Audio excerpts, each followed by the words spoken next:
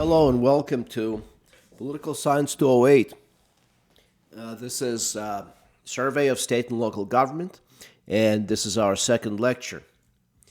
So, last time we talked about some ideas like the unitary state and federalism, and those ideas are basically ideas that are legal, they are jurisdictional, and for this reason we have to kind of look from them from a slightly different perspective today, from the perspective of power.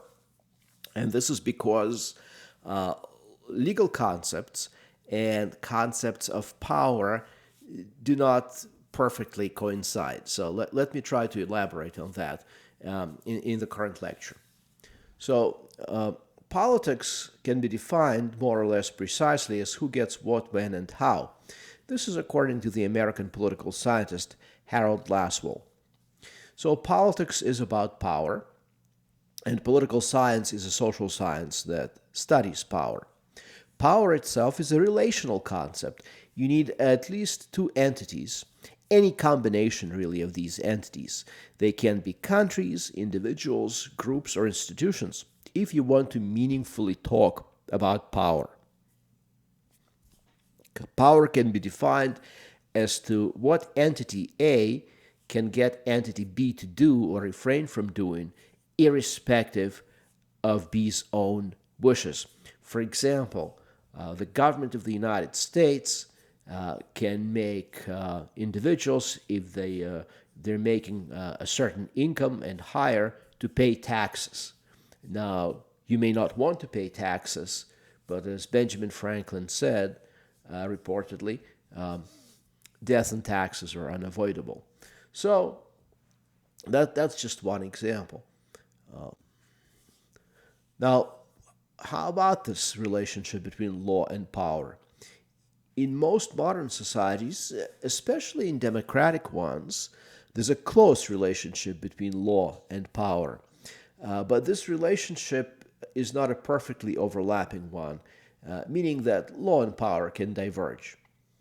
So when you look at law, at legal relations and arrangements, you may be looking at how power really is structured in the real world out there, or you may be getting a slightly warped or obscured picture. Now, why is that?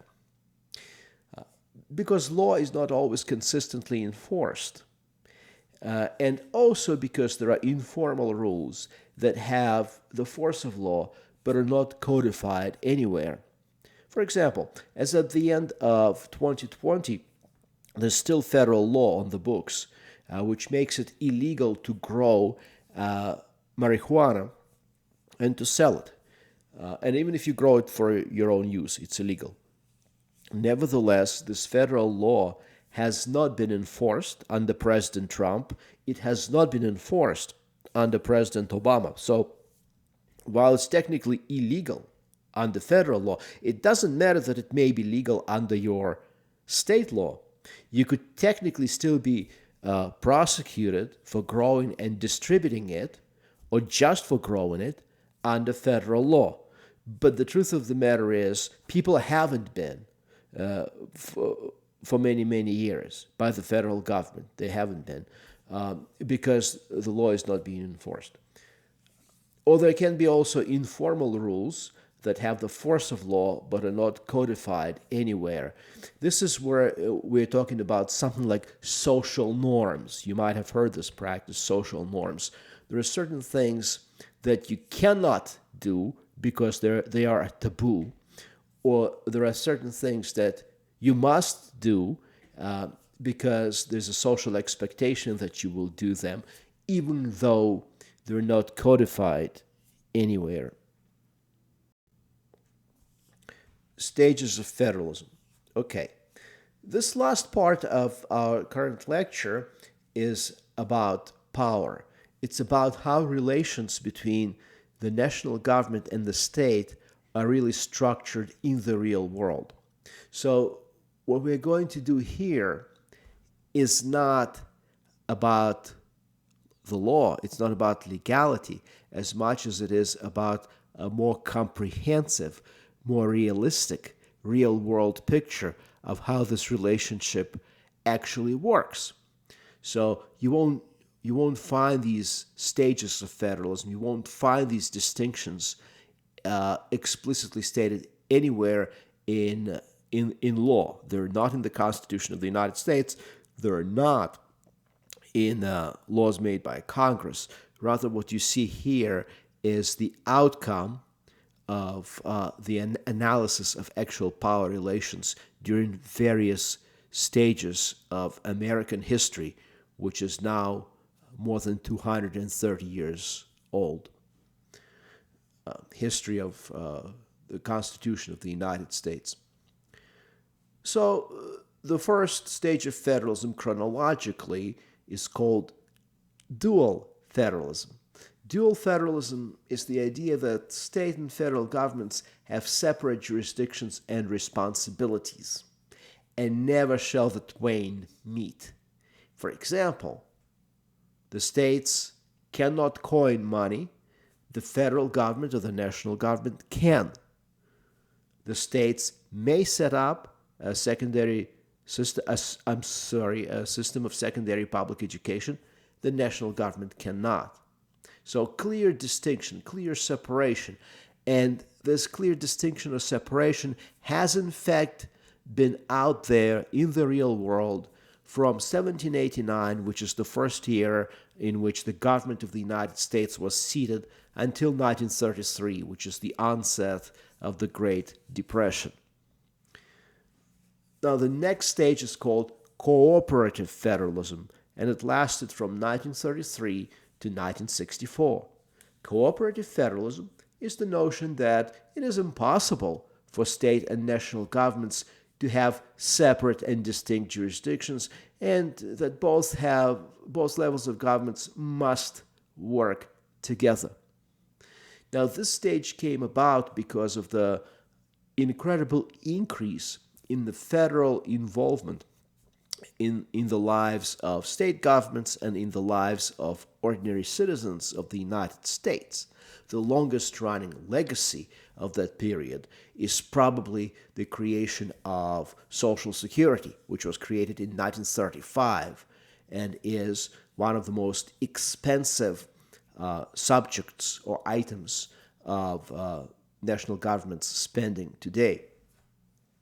So this stage came about because the national government, having acquired ever greater revenues because it could tax individual income since 1913, having acquired ever more revenue and having stepped in to remedy poverty, to remedy desperation, economic desperation during the Great Depression, the national government has acquired a greater and greater role in the down-to-earth affairs of the states and of individuals. Now, the stage that followed is called Centralized Federalism, and it lasted from 1964 and until 1980. Centralized federalism is the notion that the federal government should take the leading role in setting national policy, with state and local governments helping to implement the policies. So in this stage, the national government becomes the senior partner in this relationship between itself and the states. It drives the agenda, and it uses not only its immense revenue to manipulate the states, but also sometimes threats of legal action or actual legal action to enforce certain civil rights legislation. It uses past Supreme Court decisions to justify lawmaking in which it previously had not been engaged. And it creates a whole slew of new programs which shape the lives of the states and the people living in them.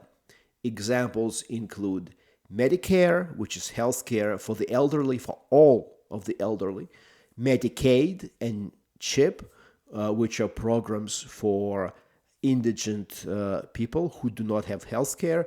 Medicaid is for adults and CHIP is for children. And Medicare and Medicaid, just like Social Security, are among the most expensive items of the federal budget. Section 8 housing, food stamps, general welfare or aid for families with dependent children.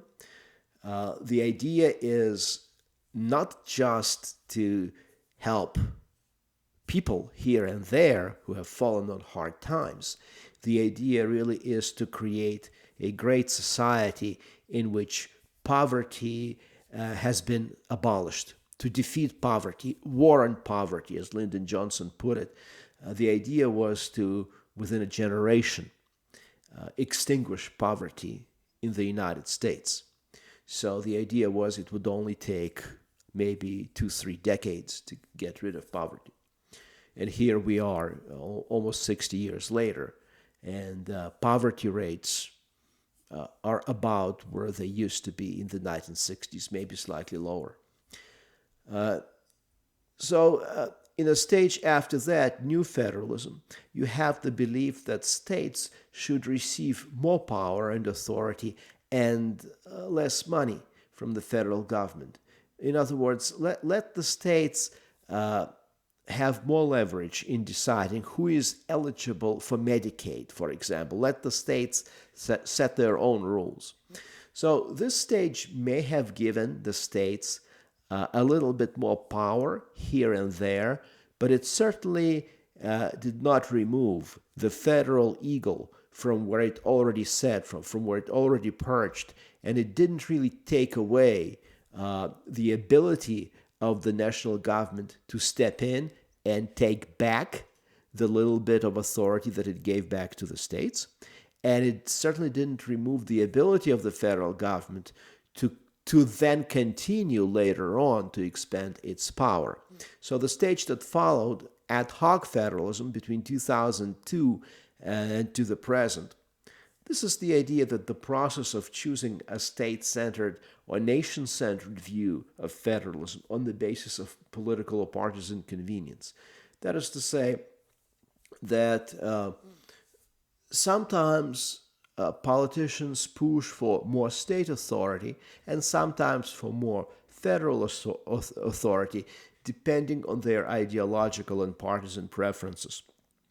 I think that political scientists here who believe in this ad hoc federalism have dropped the ball a little bit.